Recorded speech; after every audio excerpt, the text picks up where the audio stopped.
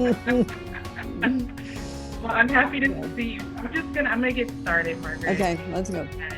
All right. Well, thanks again, Margaret, for making time for me today. I really appreciate it. And I just had a real quick fun fact for you. A local editor here in Detroit asked me to reimagine one of Shakespeare's plays for a short Yeah. paper. And so I ended up rereading Hagseed. Oh, yeah. Did you have fun? I did.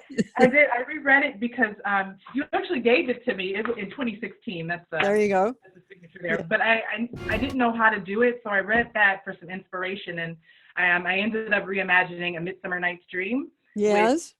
With Titania and Oberon working on the line at a Ford factory. Well, and did they have any magic? I guess they're on the night shift, right? That's it. And they end up having kids called Mustard Seed, Peas Blossom, and so forth. So yeah. So what about Puck? What did you do about that? Puck worked for Oberon and kind of was taunting Titania about how many bumpers they could shine on their line. Oh, really? Yeah. Well, and what about the enchanted lovers who get mixed up in the woods? How did you do that? Well, I didn't bring them into the story just because I didn't have enough space. But I did for Nick Bottom. He was a guy who worked on the other side of the factory who was, just a jackass. So there you go. Yeah. When you actually read that play, it's quite sinister. It is. Under all the hijinks. So a lot of people are in pain in that play, even though it's a comedy. And it has this sort of undertone of being, really, really quite painful, especially when the one who thinks that her boyfriend doesn't love her anymore. That is quite painful. That's right. Well, thanks for the inspiration from Hagseed. Thank you. Yeah, it's a lot of problem solving that goes on when you try to do that. Yeah, it was hard. If you have to put in the real elements from the play, you really have to think about it. Anyway, fire ahead, Sam. It was lovely of you to come on and make an appearance at our fundraising Pelee Island online gala the other night. People really appreciated it that you were there and that you were from Detroit, right across the lake. And it seems to have worked out reasonably well, considering all the things could have gone wrong. It went smoothly. It's a whole new art form. We hired a show running outfit. So they were running it behind the scenes, bringing the videos in, telling us our mics were off, stuff like that. Yeah, well, I thought it went really, really well, and I had fun watching it. So thanks for having me. I appreciate it. And I was like, you know what? Maybe we should try to do a show that way. I think there is a show going on right now. It's on Zoom. If you go to the Tarragon Theater in Toronto, it's a 6-person play, which is perfect for this because it's about the 6 men who got left behind in the Scott Antarctic expedition, and their boat didn't come to pick them up. So they had to overwinter in the Arctic winter with only their summer outfits and really not many supplies.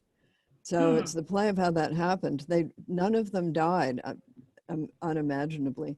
It's called Inexpressible Island. So they're doing it. The last act is tonight, and they've got the 6 panels. And since it was dark inside the ice house that they constructed, it's sort of perfect because one of them comes, they will light the person who's speaking a bit. It's still quite gloomy in there. And then the others sort of recede, and then they bring them forward, they bring them back, and they've got somebody reading the stage direction so we know what's going on. They added a bit of sound effects, so howling wind, etc. And that's the kind of play that can work quite well on this platform. So I'm suspecting that some people may write plays just to be done on a platform like that, on purpose. Sword fighting, it would be kind of hard to do that on Zoom. Yeah, I think so. And, I was thinking about doing a Christmas Carol. That might be a good one. That would actually do it on radio. Good. It's a lot of speaking, and you can handle the um, visuals. Well, you can dress up the people. You can have them in costume. So you can have the ghost of Christmas present. You can, the wreath of holly and all the stuff he has on. I think it would work quite Yeah, well. I And think so flying through the air, you can do that quite well on Zoom just by going. Remember the old Superman movies? Yeah, I do. Yeah. Yes. I think we could do it. And we're going to have to do something because we want to do a play. Yeah. Well, And I that's think, probably going to be it. yeah, take a look at Inexpressible Island, which they've got the first and second acts up so you can see how they're doing it. And Okay. it's a new, I think it'll give rise to a sort of new art form, like plays for online, just Yeah, as radio gave rise to radio plays. And I'm that's sure people right. said, this will never work, you can't see the people. But we who listened to them, they were actually very compelling because inner sanctum.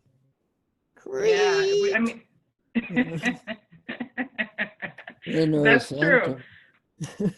And Broadway doesn't even know when it's coming back. So we're going to September, have to do at something. least not before September the 6th. So we are all collectively going to have to reinvent ways of doing things, which is happening right now. Yeah. So and afterwards, I think you should bring the theater troupe to Pelee Island and do the Tempest on it because we got a lot of Tempests. I think so. I think it's time, don't you, Margaret? I I think think it it's is, time. yeah, and I think and it's time. and people do get marooned because when the ferry stops running, you're kind of there.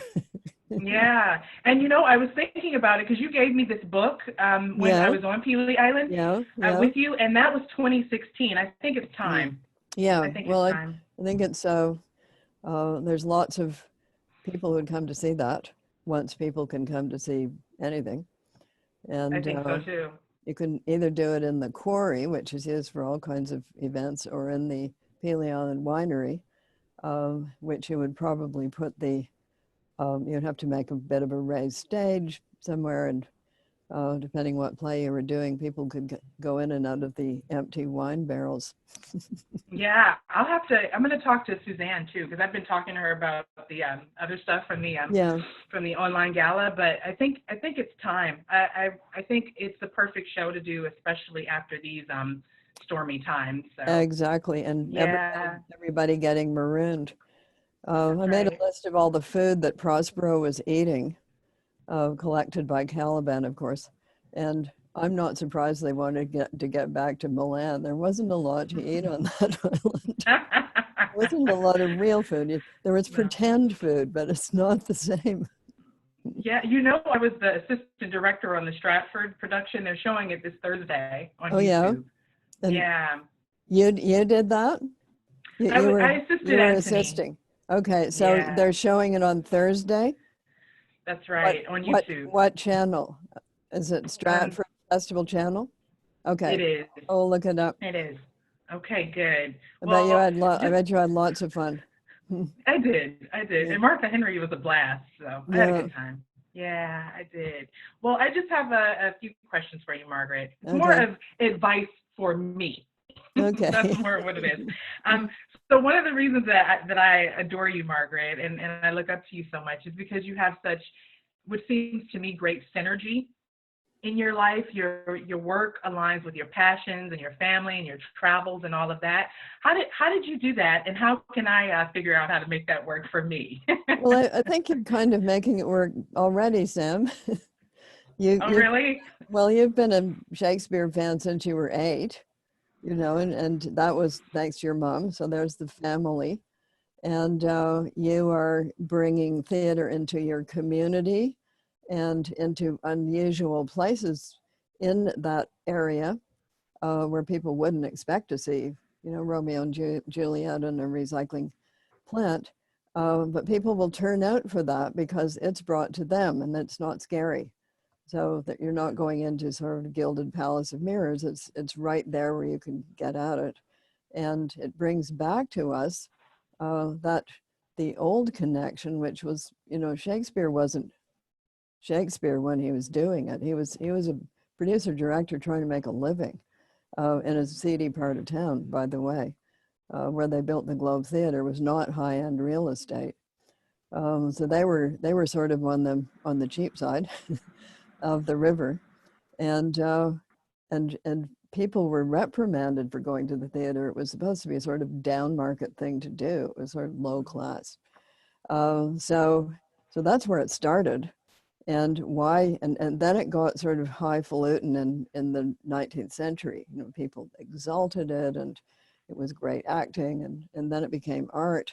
But I don't think Shakespeare thought of it as art in the same sense.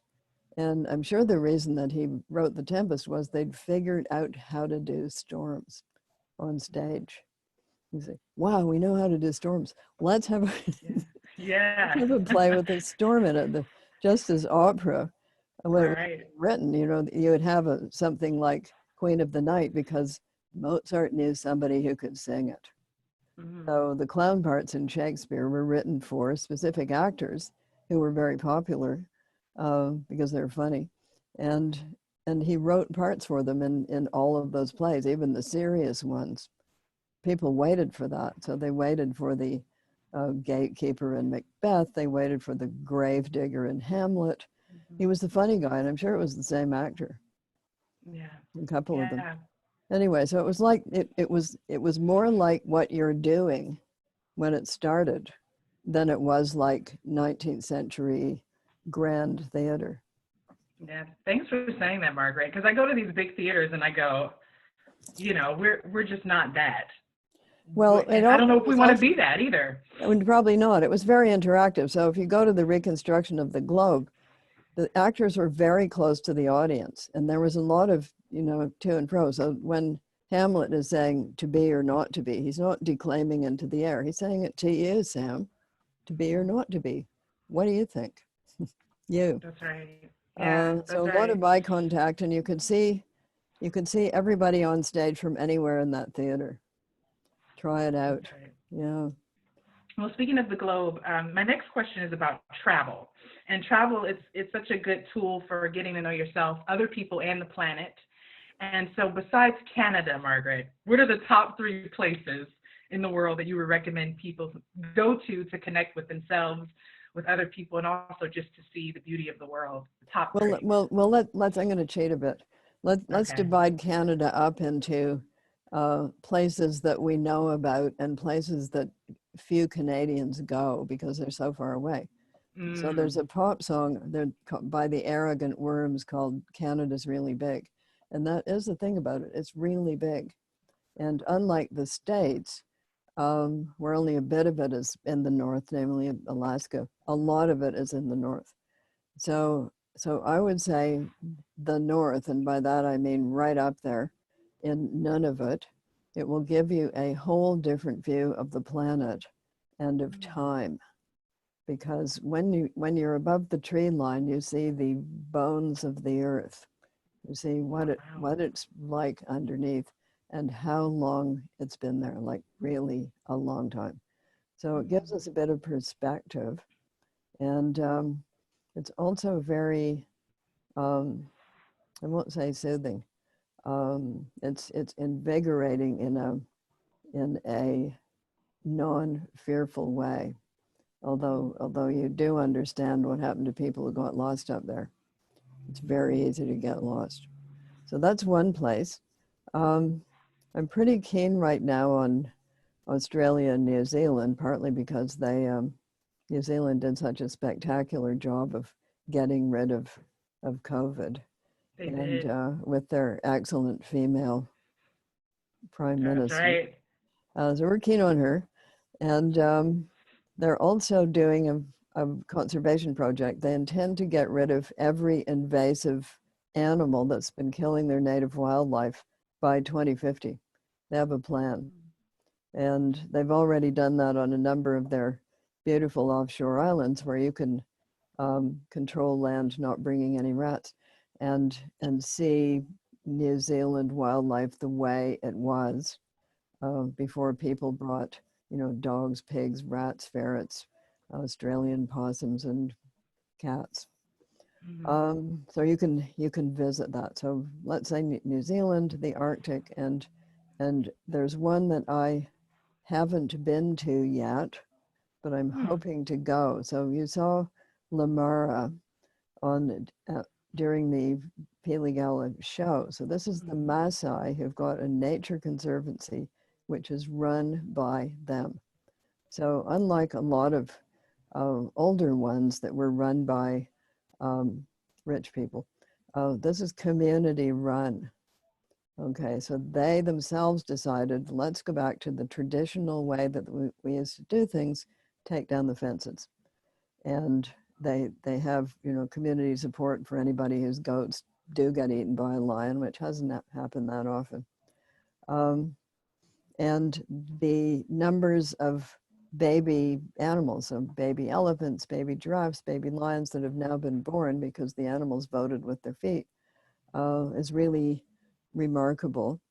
And they themselves patrol it, protect from poachers, and so far it's working spectacularly. And one of the results of that was during this pandemic, they have been able to figure out, number one, they don't have it, so they're taking care of that, but they also are managing to feed their community members and the adjacent community members, people who live near them, even though the markets where they usually travel to and buy their food are closed. So it's a real lesson in things being done by people who actually live there and understand it. So I would like to visit that and see it. Yeah, So that was quite amazing. I'd like to visit too. I really, yeah. really would. And the person from the Lamar who was speaking was quite young. He's He was 9. yeah. What a star. I'm sure he's 9 going on 10. I can't He believe. is a star. Yeah, I can't believe he was just 8. I think he must be almost 10. But he is quite a star, very charming. And he's got a video channel. I don't know how many videos he's done on it, but he does have one. So you can look that up. And so these are people who have figured out how to use long distance technology, right? They're quite far away from everybody, but he's doing that. He understands all of the stuff, how to make it work. He's a digital native. And there you go. Yeah. There you go. I have to meet him. He's incredible. He's really incredible. And my other question for you, Margaret, was who have been some of your mentors? Because I'm always curious about who mentored people through their lives, either in your life or in your work. And then how and why do you always find time to give time and space and a bit of mentorship to people like me? Why? Why? It's fun. Yeah, why? Well, I don't do it for everybody. Yeah, so Thanks, Margaret. people are working hard to accomplish what they want to do. That is the kind of people that you can work with. People who say, I don't know whether I want to do this or not. That is not, they have to figure that out first. You can't help them with that. It's a life decision. So as for mentors, well, you have a remarkable mother, and I had a remarkable mother of quite a different kind. She didn't turn me on to Shakespeare. She was, on the other hand, quite athletic, much more so than I am. But she was sort of a life mentor. So not that I have always followed her precepts, but she was quite wise. So then came my high school English teacher, Bessie Billings. Let's hear it for high school English teachers. I've had bad, I've had indifferent, and I've good. And Bessie Billings was good. So I wrote a short story about her called My Last Duchess, in which Bessie Billings appears as she was. And you get to see what sort of this was when they dragged people through high school by their hair, because you had to write these final exams at the end of what we had grade 13, which I don't think you had, but we had 5 years of high school. There were these horrible exams at the end of it, and that determined what you were going to do next. So if you failed those, so Bessie Billings basically dragged, and what we had to read in high school, I don't think they've even heard of nowadays. It was Thomas Hardy novels. Long, quite long. So we did that, and we did, a lot of Victorian, Robert Browning, Tennyson, people like that. And I realize now that some of the choices were as they were because there wasn't any sex in them on the page. So not a lot of modern novels, because in fact none, because there's sex in those. And this was the 1950s. So there was sex in Thomas Hardy novels, but it was off to the side, leaving a lot of unanswered questions in the teenage mind. What's going on? What did they just say? What is this about? What's happening right now? What's happening? Yeah. We were the Victorian mind, accustomed as it was to seeing sex and everything, understood it quite well. The teenage 1950s mind did not. Anyway, so that was Bessie Billing. She was very good, and she was the one who said, when I showed her a poem I'd written, she famously said, "I can't understand this at all, dear, so it must be good." Nice. Well, nice. Well, I just have one last question for you. What are you looking forward to the most when we get to move around maybe a bit more in the world? Maybe. Well, I think probably just like everybody else, seeing Yeah. friends and family that I haven't been able to see, like that. Yeah. And of course, going to plays again. Yes. Yeah. Yes. That would be very nice. Yeah. Absolutely. Well, Margaret, that's it. That's the 15 minutes. And I guess my last question for you is, do you know how much I adore, respect, and I'm so grateful for you? Do you know this? Oh, that's very kind of you to say so, Sam. But as I say, not for everybody. Yeah. Well, I do, and I just wanted you to know that. And that's the 15 minutes, and I appreciate you always. And think about putting a play online that's just for online. I will. And also Peely Island 2021. Yes, the Tempest, with maybe a real tempest, and a shipwreck. No, don't. I didn't say that. There were a lot of shipwrecks off it because the sand around it kept shifting around, and people ran into sandbars that they didn't know were there. Wow. Yes. Well, that'll be for the curtain announcement for sure. We'll announce that. Okay. Well, thank you, Margaret. Hope to see you soon. Talk to you later. Bye. All right. Bye now.